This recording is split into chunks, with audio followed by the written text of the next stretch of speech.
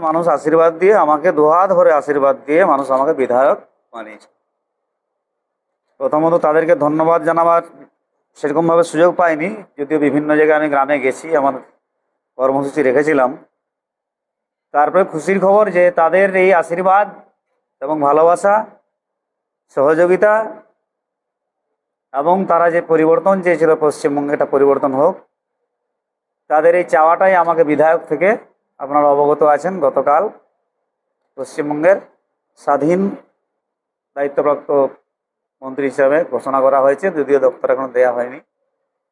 তো এই জন্য আমি ধন্যবাদ কৃতজ্ঞতা জানাই সবাইকে যে আজকে আপনারা আপনাদের সেবা করার অনেক বড় সুযোগ আমার সামনে এনে দিয়েছেন। এমনিতে আমি সারা জীবন মানুষের কাজ করেছি, লড়াই আন্দোলন করেছি, মানুষের জন্য সংগ্রাম করেছি। আমি খুব ভাগ্যবান যে এলাকাবাসী তাদের জন্য প্রতিনিধি হিসাবে আমাকে চয়ন করেছেন, মনোনীত করেছেন, নির্বাচিত করেছেন এবং আজকে আমাকে মন্ত্রীও করেছেন। আপনারা জানেন যে কাজ করতে গেলে একটা পরিষদ দরকার, সুযোগ দরকার। তো আজকে সেই জায়গাটা আমি পেয়েছি এবং আন্তরিকভাবে মন দিয়ে কাজ করব। আজকে মূলত এলাকাবাসী তথা ঝাড়গ্রাম জেলার মানুষকে, গোপীবল্লভপুর বিধানসভা 221-এর যারা আছেন মানুষজন, তাদের তো প্রতি কৃতজ্ঞতা ধন্যবাদ জানাই। তাদের কাছে আমি ঋণী থাকবো আজীবন। এবং আমি ঝাড়গ্রাম জেলার ছেলে, জঙ্গলমহলের ছেলে, আমি ঝাড়গ্রাম জেলার প্রত্যেকটা মানুষকে, যারা ভোট দিয়েছেন, যারা দেয়নি, যারা নৈতিক সমর্থন করেছেন, যারা আশীর্বাদ দিয়েছেন, যারা শুভেচ্ছা জানিয়েছেন, প্রত্যেককে আমি ধন্যবাদ কৃতজ্ঞতা জানাই আমার পক্ষ থেকে। এই জন্যই আজকে মূলত। বলুন। হ্যাঁ,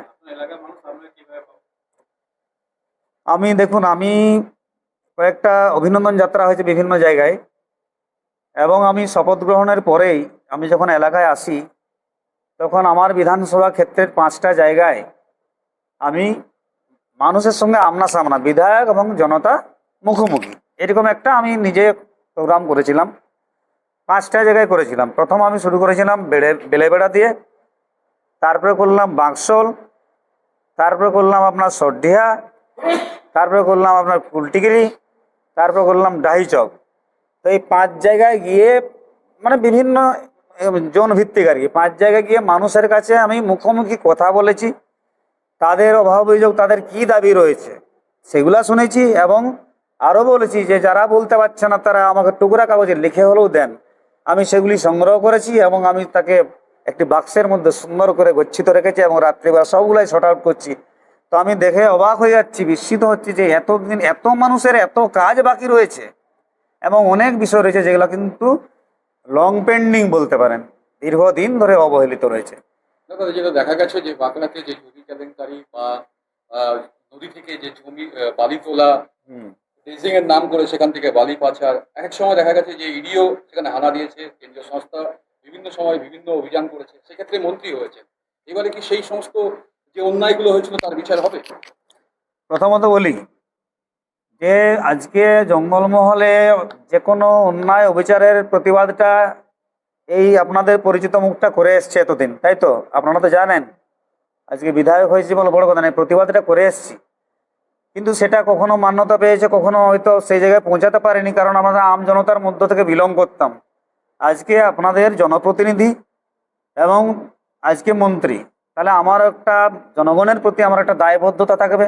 এলাকায় যদি কোনো অন্যায় হয়, যদি এলাকায় কোনো দুর্নীতি হয়, যদি কোনো রকম কি হচ্ছে মানে কি বলবো অবৈধ কিছু কাজকর্ম হয়, সেটাকে রুখে দিতে হবে এবং সেটা আইনের সহযোগিতা নিয়ে, যেহেতু আমি সাংবিধানিক দায়বদ্ধতার মধ্যে আমি এখন থাকছি। আগে আন্দোলন লড়াই সংগ্রাম করেছি, ঠিক আছে, কিন্তু এখন নবনির্বাচিত নবগঠিত পশ্চিমবঙ্গ সরকার রয়েছে। আমার এলাকার সমস্যা, আমার এলাকার যা কিছু কি হচ্ছে আমাকে সরকারের কাছে পৌঁছে দিতে হবে। I will submit the things or the demands or everything to the right authority.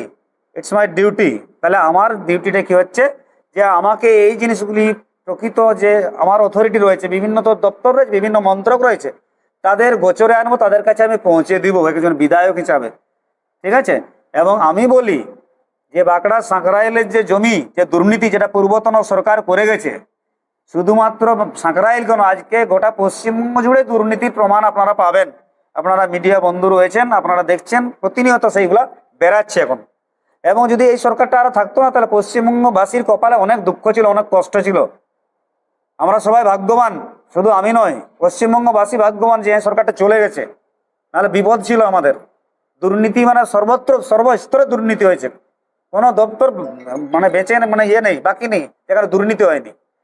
সাঁকরাইলের যে জায়গাটি অবৈধভাবে কি হচ্ছে হস্তান্তর হয়েছে, সেটা কি হচ্ছে, এটা অনেকটা জায়গা, এবং আমার নিজের গ্রামের বহু লোকের জায়গায় চলে গেছে, আমার কাকার জায়গা গেছে। তো এটা আমি অলরেডি মাননীয় ঝাড়গ্রাম জেলা শাসক মহাশয়ের আমি গোচরে এনেছি, ওনারাও জানেন, অবগত আছেন, এটা তো অনেকদিন আগে ঘটেছে, ওনারা অবগত আছেন।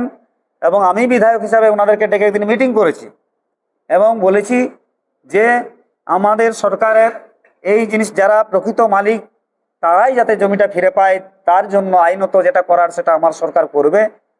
এবং কি হচ্ছে আইনত তাহলে কি করতে হবে, তাহলে এখন যেটা হচ্ছে যে যেহেতু ডিড পারফর্ম হয়ে গেছে, একটা দলিল সম্পাদিত হয়ে গেলে তাকে ক্যান্সেল করতে গেলে তারা আইনি কিছু প্রসিডিওর থাকে, আমি বললেই বা সেটা কেউ বললে হয় না। তাহলে আমরা আইনি প্রসিডিওর বা আইনি পদক্ষেপ নেব, সেই অনুযায়ী আমরা সিভিল সুট বা এই ধরনের ব্যাপারগুলো যাবো, সেগুলো ডিটেল আমি করছি না এখানে। দেখা গেছে শালবনিতেও হ্যাঁ, বালির ব্যাপারটা বলেনি, এটা জিজ্ঞাসা করলেন। আমার সরকারের মাননীয় মুখ্যমন্ত্রী, আমার সরকারের পরিষ্কার বক্তব্য, বৈধভাবে যদি হয় সে উত্তোলন হবে। কেন উত্তোলন হবে না? নির্মাণ কার্য চলবে, রাজস্ব আসবে, কিন্তু বৈধভাবে। আগের সরকার কি করতো, আগের সরকার কি হচ্ছে, যেখানে জায়গা থাকতো ডিমার্কেশন যেটা করতো, তার বাইরেও রাতারাতি নদী গর্ভে র্যান্ডাম রাতারাতি চলছে মেশিন, জাল সিও, একটা সিওতে 4 বার মাল যাচ্ছে, এক্সপায়ার্ড সিওর ভ্যালিডিটি শেষ হয়ে গেছে, সেখানে এইগুলি চলবে না। আমি দায়িত্ব নিয়ে বিধায়ক হিসেবে বলছি এগুলি চলবে না। কিন্তু বৈধ যেগুলো আছে, যেগুলা নিয়ম মেনে এবং যেগুলো হচ্ছে মানে বৈজ্ঞানিকভাবে আনসাইন্টিফিকভাবে খনন কার্য চলবে না। কিছুদিন আগে তো একটা ছেলে মারা গেল আমার ভিতরে, খুব দুঃখজনক ঘটনা। এগুলো বন্ধ হবে, এগুলো বন্ধ করতে হবে। আমাদের সরকার সেটাই ভাবছে, মানুষের অন্তরায় হবে, মানুষ বিপদে পড়বে, এরকম প্রথম পদক্ষেপ আমার সরকার নেবে, আর আমাদেরকে সেরকম ভাবে নির্দেশ দেওয়া হয়েছে। তো সেগুলি বৈধ যেগুলো, সেগুলো চলবে এবং নিয়ম মেনে চলবে। বেনিয়ম অনিয়ম হলে কিন্তু আমরা গোচরে আনবো, আইনত কড়া বন্দোবস্ত নেওয়া হবে। দেখা গেছে যে মুখ্যমন্ত্রী বলুন, আপনার আপনার একজন একজন একজন দাদা একটু হ্যাঁ, নির্দেশিকা দেওয়ার পরে যদি এই অবৈধ উত্তোলন বা আমি ওটা শেষ করে নি। হ্যাঁ, বলুন। হিসাবে আপনি আপনার এলাকায় মন্ত্রী হিসাবে আপনি কোন কাজটাকে প্রাথমিকভাবে গুরুত্ব দিয়ে প্রথম কাজটি করেছেন? দেখুন, লিস্ট আমি যেটা জনসংযোগে গেছিলাম, আমি যে বিভিন্ন সমস্যার মুখোমুখি হয়েছিলাম সেগুলো আমি লিপিবদ্ধ করেছি। এবং কি হচ্ছে পরবর্তী পর্যায়ে যে আমি বিভিন্ন 5টা জায়গায় বসেছিলাম, সেই 5 জায়গায় মানুষ এসে আমাকে মুখোমুখি আমার সামনে বিভিন্ন সমস্যা উপস্থাপিত করেছেন এবং লিখিতও দিয়েছেন। এবারে আমাকে তো আমি নিজের মতো করে করবো না, আমার প্রশাসন রয়েছেন, ঠিক আছে, বিভিন্ন আধিকারিক রয়েছেন, তাদের সঙ্গে চর্চা করব।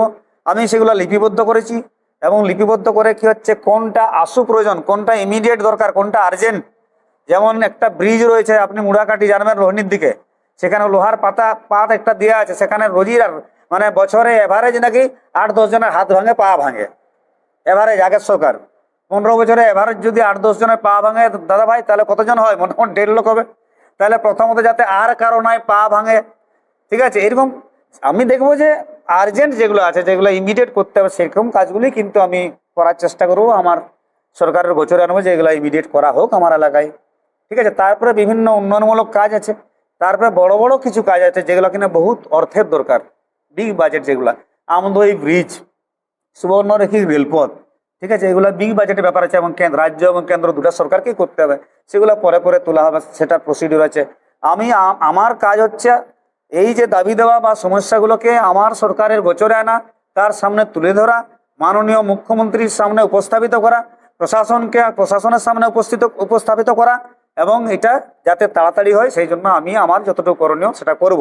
আমি যেহেতু মন্ত্রী হয়েছি বটে, কিন্তু আমি এখনো আমার দায়িত্ব এখনো দেওয়া হয়নি, সুতরাং আমি পার্টিকুলার স্পেসিফিক কিছু আপনাকে এই মুহূর্তে বলতে পারছি না। হ্যাঁ, বলো নেক্সট। আপনাদের পড়া নির্দেশিকার পুরো যদি এই কার্যকলাপ যদি কেউ করে তাদের কিভাবে আপনারা শাস্তি দেবেন বা কিরকম ব্যবস্থা? নবগঠিত সরকার অলরেডি বলেই দিয়েছেন বৈধভাবে চলবে, অবৈধভাবে চলবে না।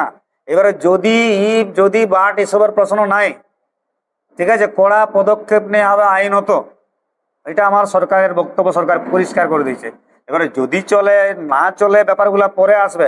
আপনারা দেখুন না, অবজার্ভ লক্ষ্য নজর করুন কি হচ্ছে, রেজাল্ট হচ্ছে। আমাদের মাননীয় মুখ্যমন্ত্রী এই ব্যাপারে খুবই কঠোর, উনি বলে দিয়েছেন যা বলার। আমরা নতুন করে কি বলবো? হ্যাঁ, নেক্সট। মুখ্যমন্ত্রী যে বার্তা দিয়েছিল এর আগেও বলেছে যে জমি জট নিয়ে বা ঝাড়গ্রামের যে জিতুসুলে যে জমি সংক্রান্ত নিয়ে অবৈধ কারখানা নিয়ে বারবার এর আগে দেখা গেছে শুভেন্দু রায় যখন বিরোধী দলনেতা ছিলেন এবং মুখ্যমন্ত্রী হওয়ার আগেও পর্যন্ত বলেছেন, সেক্ষেত্রে সেখানেও দেখা গেছে আপনাকে মানুষের জন্য সেই জমি উদ্ধার করতে আপনি বিগত সময় ছুটে গেছেন। এবারে কি সেই মানুষগুলো তাদের যে জমি হারিয়েছে সেই জমি কি ফেরত পাবে? না না, দেখুন, এটা স্টেট পলিসি মেকার। আমি একজন সামান্য বিধায়ক হয়ে আমি স্টেটের ডিসিশন আপনাকে জানাতে পারি না। এটা স্টেট পলিসি বানাবে। স্টেট কি করবে না করবে সেটা রাজ্য সরকার অবশ্যই ভাববে। আমি একক দায়িত্বতে এই ধরনের বক্তব্য বলতে পারি না। কি ডিসিশন নেবেন, কি পলিসি হবে, সেটা অবশ্যই আমার রাজ্য সরকার ঠিক করবে। আমি চাইবো এগুলা হোক, যাতে করে জঙ্গলমহলের বেদখল জমি যেগুলো, এগুলো পুনরুদ্ধার হোক এবং ফরেস্ট ল্যান্ডগুলো পুনরুদ্ধার হোক। এটা আমি তো আগেও দাবি করেছিলাম, কিন্তু কি পলিসি হবে, কি নীতি হবে, সেটা আমার মাননীয় মুখ্যমন্ত্রী, আমার রাজ্য সরকার অবশ্যই নিবে। সে জায়গায় আমি কমেন্ট রাখতে পারছি না, সরি।